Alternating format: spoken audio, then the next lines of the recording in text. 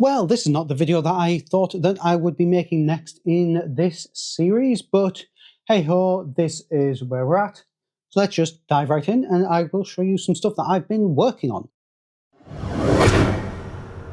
So here it is. It is, well, 8 tanks / anti-tank guns for my Italians in 10mm for Blitzkrieg Commander.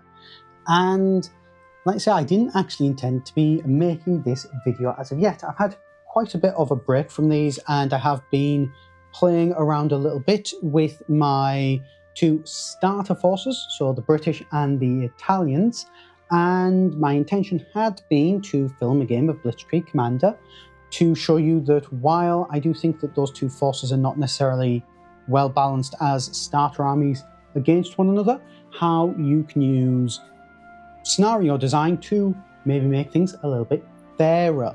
And I have tried a couple of different games. I've been working on some stuff for that. I'm still wrapping my head around the Blitzkrieg Commander rules. They are very similar to Hail Caesar and Black Powder that I've played, and they are derived from the old Games Workshop's War Master system, which I am very familiar with as well. And so it's not an entirely new system, but it has made some interesting changes in order to replicate the more sort of shoot and scoot, I believe, is the doctrine of, lots of fire and maneuver is another way of putting it in World War II battles. And while I like those, I think that the changes they've made are great for making the game feel like a World War II game. It unfortunately does make it a little bit harder to film a battle report and edit it down into an interesting condensed thing without just literally pointing a camera at the table and going, right, press play, let's play. And then having a 3-hour video used to sit, and nobody in their right mind will probably sit and watch the entire thing of, and nor would I expect them to. But so anyway, that's my problem. So I'm trying to figure that out at the minute. In the meantime, this is what I've been working on in the last week, as I decided to swing back around to World War II and I wanted to do some stuff. So this is going to be my next expansion for the Italians, and is that sort of weight of tanks that I think is going to help to be able to play more level playing field games, maybe even have the Italians attacking a little bit. So we have 2 of the, and of course it was upside down, 2 of the M13-40, so that's medium tanks to use for this force. These are similar to the ones that I do already have from the actual starter box for them. But in order to do the later war and stuff in Sicily and Italy, I have also, and I guessed wrong and it's upside down again, I have also picked up 6 of these. So this is Semoventa de 75-18.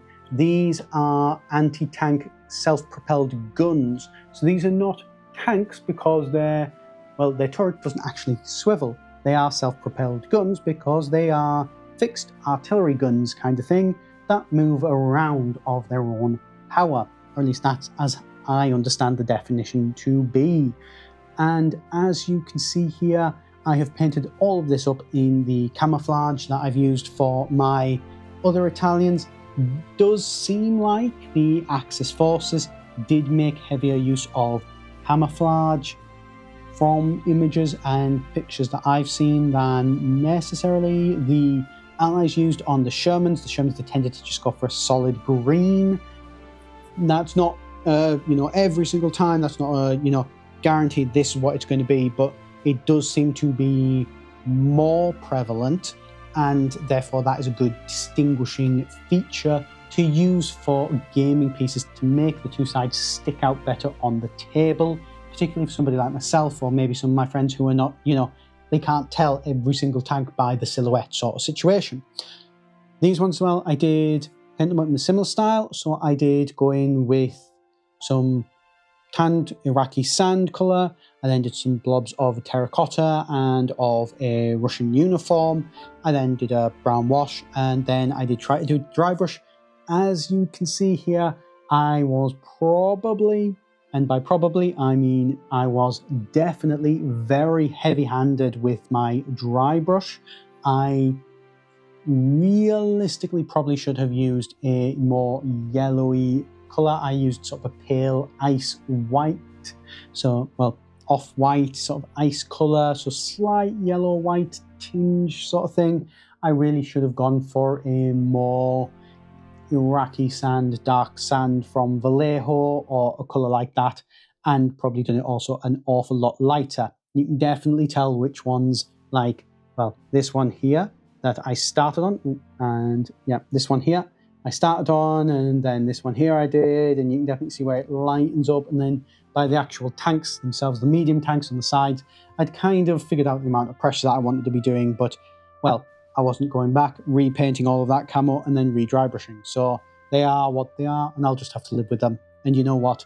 It looks really extreme here on the actual turntable, but honestly in person it's not quite as bad, and I'm just going to chalk it up as, hey, sun stain, paint, and weather damage and battle damage. That's what I'm going to justify it as, at least.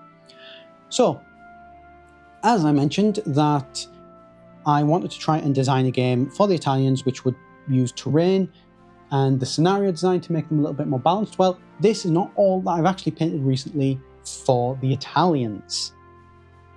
And so this is something else that I've been working on here, which is some Italian-style traditional housing.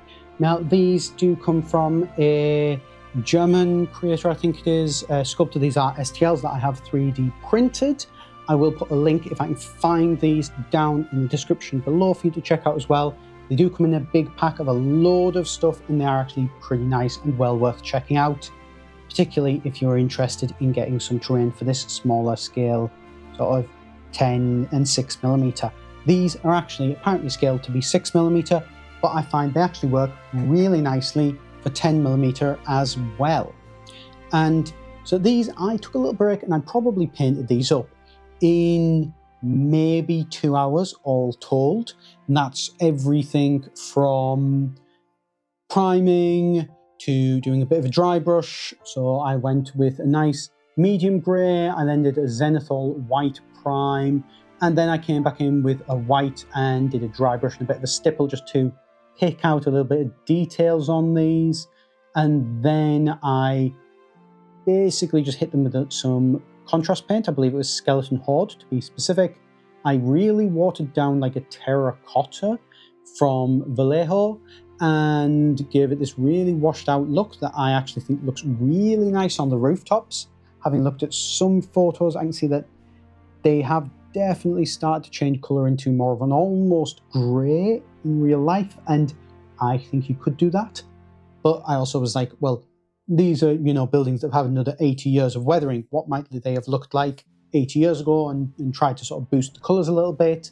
And also as well, they just, you know, that terracotta colour is almost a quintessential typical colour, and I did want to do that as well.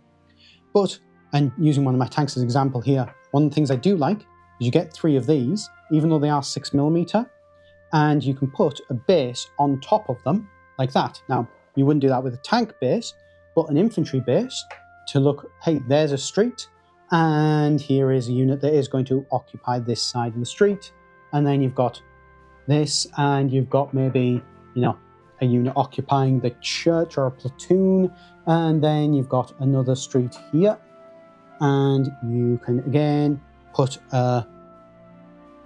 and again, don't think there's tanks, maybe some MG teams or some infantry, and you can put units in each of these areas. You put a load of ground cover in between these, and hey, you've got a makeshift, pretty good looking village. And actually, if you've seen one of my most recent shorts where I did a Blitzkrieg commanded game, you will have seen these buildings, and you will have seen me doing exactly that. And they actually work really effective. And I do think that, yeah, okay, it doesn't look like a 6mm building a guy can go into them. You know, a 10mm guy ain't walking through these doors.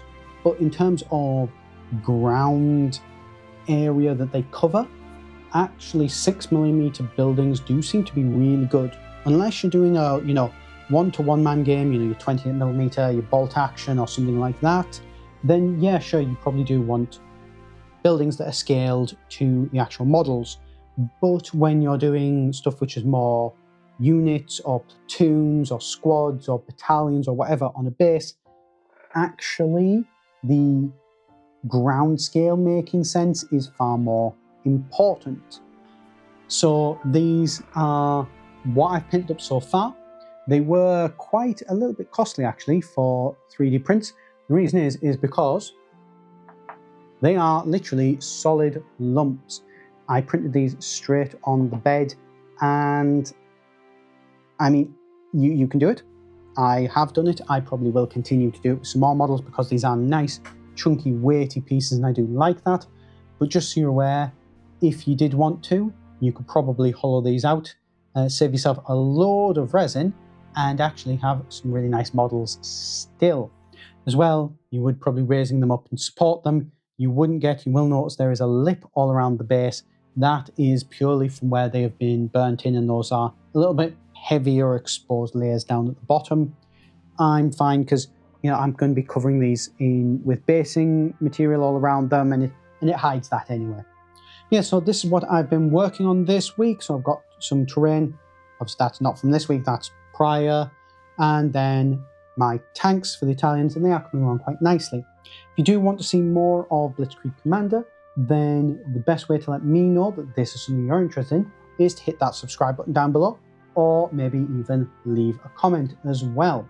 So please do, it helps out the channel massively, and it would be really, really appreciated. Thank you to everybody who already has. I know all of you guys, I don't say it enough, and I really should say it more. But check back next week though. Either way, I am going to be working on something new coming very shortly. And so as always, until then, I've been Brett here at Tabletop Sagas, and I'll see you in the next video.